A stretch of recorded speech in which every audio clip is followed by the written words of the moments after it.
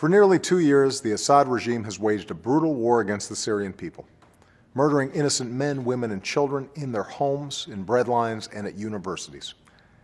In the face of this barbarism, the United States has joined with nations around the world in calling for an end to the Assad regime and a transition that leads to a peaceful, inclusive, and democratic Syria, where the rights of all Syrians are protected. We've worked to isolate Assad and his regime, impose sanctions that starve the regime of funds, recognize the Syrian opposition coalition as the legitimate representative of the Syrian people, call for accountability for perpetrators of atrocities, and provide humanitarian relief to Syrians in need. The relief we send doesn't say "Made in America," but make no mistake, our aid reflects the commitment of the American people.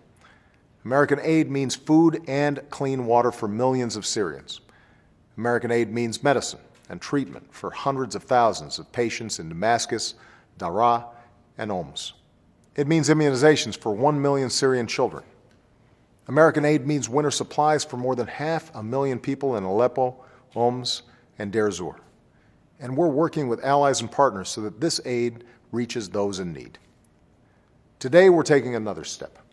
I've approved an additional $155 million in humanitarian aid for people in Syria and refugees fleeing the violence. Here, I want to speak directly to the people of Syria.